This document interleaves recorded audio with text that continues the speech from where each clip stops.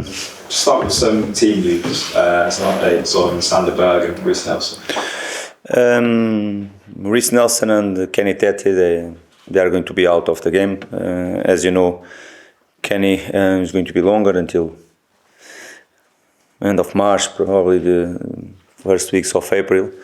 Difficult to be precise about it, but it's going to be around that moment. Emil, let's hope can see him soon again with the team. Started last week doing some individual work on the pitch already. Nice to see him on the pitch.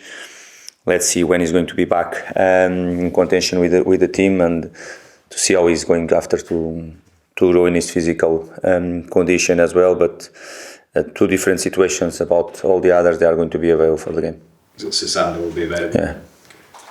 You've got Leicester up next. They're 19th. They've lost 6 in a row, but you have struggled potentially against some teams who are down the bottom in the league. Southampton, West Ham, Wolves. Has that been a concern? The performances against teams who are lower in the league this season. We don't separate things from the bottom of the top half of the table. We don't see the games in this way. Prefer much look for ourselves, and because we respect all the teams. If you don't respect them, doesn't matter where they are going to be. I understand the question, of course, and if you analyze game by game, could be a fact, but it's not something that concerns me about the type of teams that or where they are when you're going to play. The concern is a matter of prepare ourselves as best you can and improve the things. Because you mentioned one thing that is important. You mentioned about performance against the bottom league tables, and it's not about performance. Because if it's a performance in 5 games against West Ham, if you perform the same way, without some mistakes there, you are going to win 5 out of 5 if you keep performing that way. Or in 10, we are going to lose 1 and we lost that game. Because it's not just to looking for if you want to look for the results, I understand, but if you look for the performance, because if you ask me if I go there and the next 5 times to play at London Stadium and perform in the same way that we did, I'll sign now, yes, let's improve in some individual mistakes that we made, and we are going to be closer to win the 5 games if we play the next 5 games in the same way. But yes, the results against certain type of teams is not being the same than against the others, but his Premier League for me is really competitive. It doesn't matter against 2, you have to be always to reach certain standards and levels.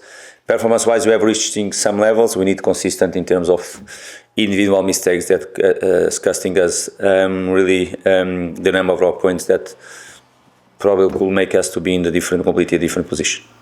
Before the West Ham game, I think it was 8 games that you went undefeated in the Premier League. Yes. There were 6 draws. So how do you reflect on it? Are you happy with the unbeaten run, or do you think some of those draws should have resulted in more points? The draws should result in more points, 100% sure. Again, related with the performance and the way you perform, the way you were dominant in some of them, the way, for example, Bournemouth winning the game in the last minutes, we gave it away, and the unbeaten run was very, very good. Always difficult to have this type of runs, more in the December month when they so difficult. For us was even a period that we had some important injured players and some players that they were with the 5th yellow card as well, and Tom Carney with 3 games banned as well. A lot of things there, and I think we as a squad we did respond really well. But yes, that small details that make us to draw some games. Okay, make that small details to play in our favor, and to win more games than to draw. But as a return run was really, really good. 8 plus the FA Cup game means 9. That was a really good one. And last game against West Ham in the worst way possible, because the way we went that run was not really in our talks. Not something that you see often in a Premier League game, and it's up to us now to react. We cannot change that game no more. We analyze, we know what the things happen, and what we have to improve for the next one, and let's go with all our trust and belief and quality to try to win the next one. Rodrigo Muniz, there's been some talk about his name this week. He's been linked to West Ham. I know he's not played, maybe he's not started as many games as he did last season in the Premier League. What do you expect to happen to him? Have you received any contact from other clubs about him? No, at all. And if we are not even open to listen nothing about Rodrigo. It's better no one contact us because it's going to be a quick and a easy answer from ourselves. No chance at all even to start to talk. Rodrigo didn't start the last, I don't know how many games, but he started the season as well and started an 11 player. He had a great end of the season last season. Started the season, I don't know how many, but probably the first 4, 5, 6 games he started. Raul answered really well and started after Raul. And it's being a great competition between them. One game start Raul, sometimes can start Rodrigo as well. It's good for me, it's a good headache, definitely. And you have the two strikers plus Carlos Vinicius, but the two strikers competing really well for the position. Rodrigo, when he came in or when he started the game, is always a strength of our squad. Raul, the same situation. It's up to me really to decide regarding what is going to be the best as a strategy to the next game, nothing more. How has he been with that situation? Because, like you said, he was starting a lot of games at the end of the season, starting a lot of games at the start, but Raul has the majority of the season started as the striker. How has Rodrigo been with that situation personally? Working harder and harder and harder, always ready to help the team like he must be.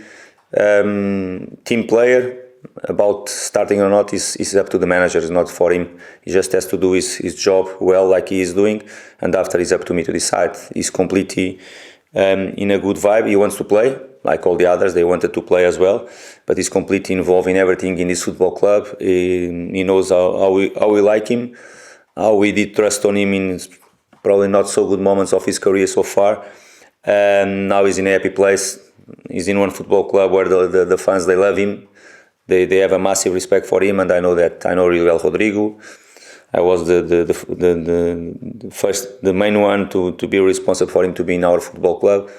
I know the relationship that I have with him is really crucial play for me and the football club, and I know in the future it's going to be even more crucial for this football club.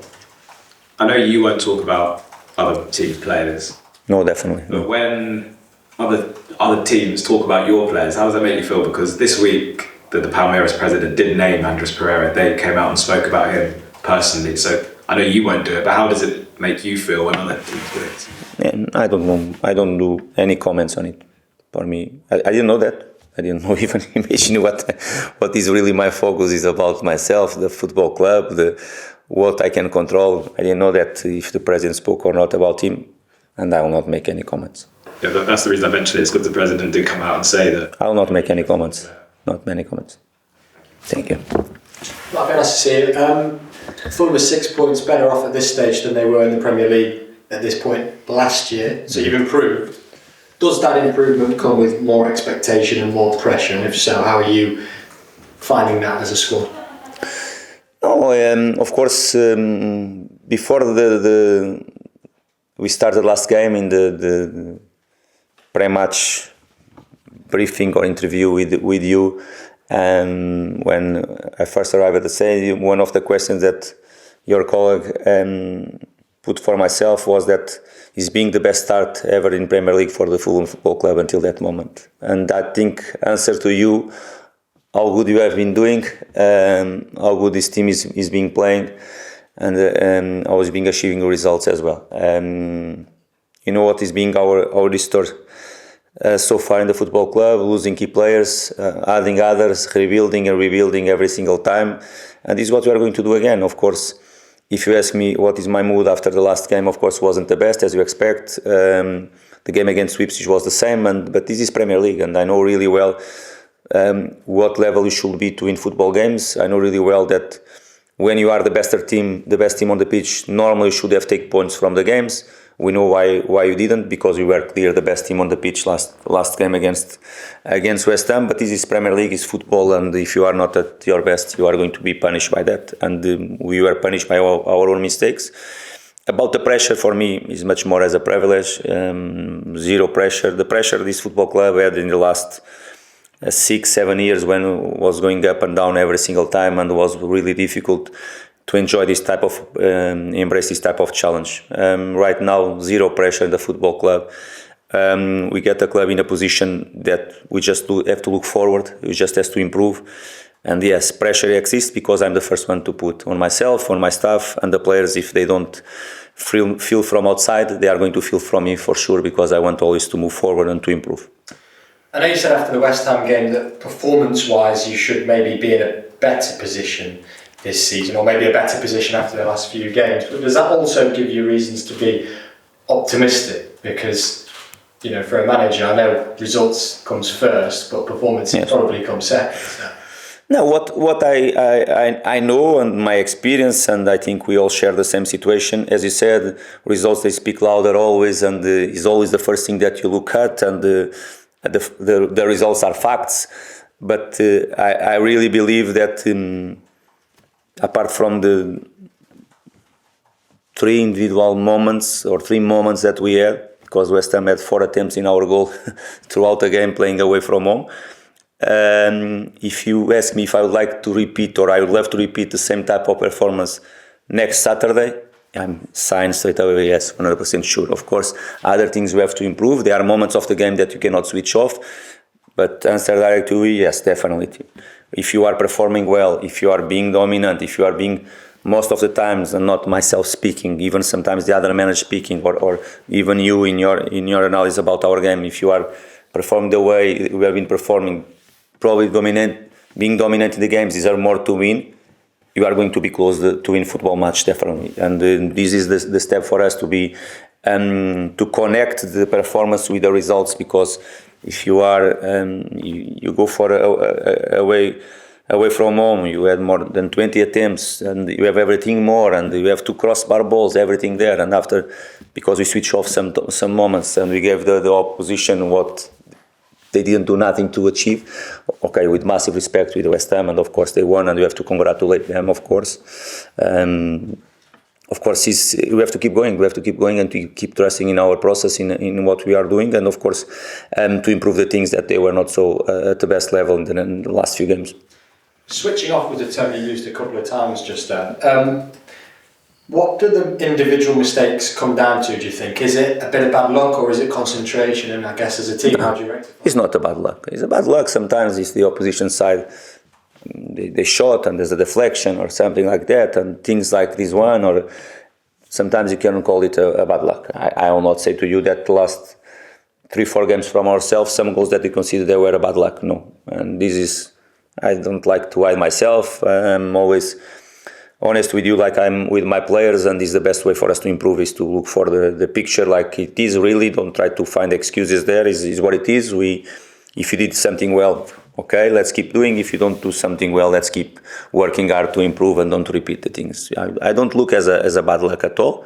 We lost the game, or last game against West Ham was not bad luck at all. It was not. Okay, we had 2 crossbar balls, but we have to be more effective in some moments, but it was not bad luck at all. And this is the best way to improve, is to be honest with ourselves, and to analyze well the things, and to make the players to understand why the things happen, and move on and to improve. It's already passed. We already analyzed. We spoke about it. We cannot change that, no more that result. We have to look for the other, to be positive again, and to go for a tough game. Leicester City struggling in the Premier League at the moment, as we know. For Fulham, is it a case of trying to capitalise on what is probably a bit of a lack of confidence for them at the moment, or do you expect even more of a fight from them because of where they are in the league and the results that they've had recently? Both things are going to be on the pitch, definitely. Of course, when you are not winning football games, probably the confidence is not on the top. But I think they did show last night what means to fight hard to get the result. They had a very good first half. They tried in many different ways to score and to be leading the score. I think first half they did it really well, and different reasons they didn't score. And of course second half was more difficult for them. And we expect the same type of team. Brave, fighting.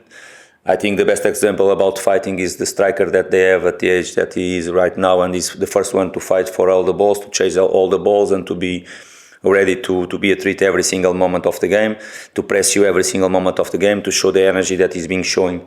I think is an example of how we should fight, and this is what we are going to face, definitely. And of course, you have to reach this type of the same level of intensity, the commitment, the attitude there inside of the pitch, and of course, if you can, and we believe we can, to show more quality than the opposition side. But it's going to be a really tough game. It's always difficult to play there at Leicester, but we go there to fight for the 3 points definitely. Thank you. Thank you very much. Ruben. Hi, Ruben. With Rodrigo, because he's only 23 and obviously Raul's, I think, 33, 34. Do you think he's got a really bright future at Fulham in terms of potentially leading the line for many years to come? I don't have doubts about it. Rodrigo is already here with me 4 years. It was the fourth season of Rodrigo. Was one of the first signings. I think was the second one after Harry Wilson. I did push really hard to have him here when the football club. In that moment, we had a top goal scorer in our football club, and I really pushed him when he was 19 years old, not playing senior football regularly there in Brazil, and we did push really hard to have him with us. It's already the fourth season, with 1 season on loan in the middle of these 4. But the reality is being here a long time enough, and is going to be for the future. Is going to be much more time, much more years here with us, and as you said, bright future in front of him, and he has all the conditions to be the number 9 of this football club for many years ahead of this one. We all know how well Willian did at this club. He's looking for a club at the moment. Have you held talks? Is that something you'd be able to consider? We have 5 wingers in a position. Willian was a player that we all loved. Great moments with him. He did so well.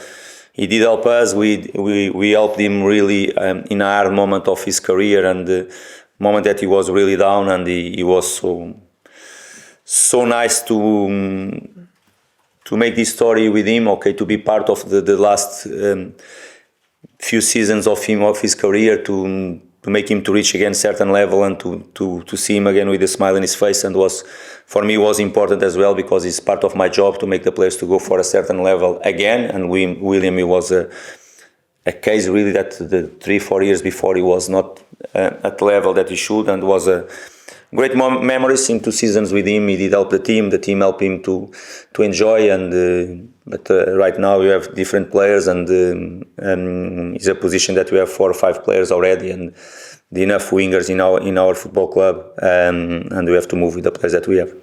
You've managed teams like Hull before at the bottom of the relegation zone in the Premier League, and Van Nistelrooy doing that at Leicester. Can you sort of sympathise with him, his position, because of the challenge, of course? It's a big challenge, definitely. It's a big challenge, but for sure he knew before he signed with them, he knew what type of challenge he's going to face, of course. And we all know that Leicester is a really historic club, and 2 seasons ago when they were relegated was one of the biggest surprises in this competition in Premier League, probably in the last 10-20 years, with the quality they had in that period and all that stuff. They were able to straight away to come back, and with the quality that we all know. And of course it's always really difficult for when you came from the Championship to the Premier League to be able to have a comfortable season, if I can call in this way. It's not something that you achieve easy. And the best example is what's happened this season, what's happened last season too, and all that stuff. And he knows, and I think all the players, they know as well what they are fighting for, and it's a club with a great story as well. You know what they won the last 20 years, like probably last 10 years, 15 years, what they won in this country as well, and of course they are going to fight really hard to achieve their goals, like we are going to fight harder to achieve our goals too. Thank you very much. Can we have the cameras up, please? We'll move quickly on to the press.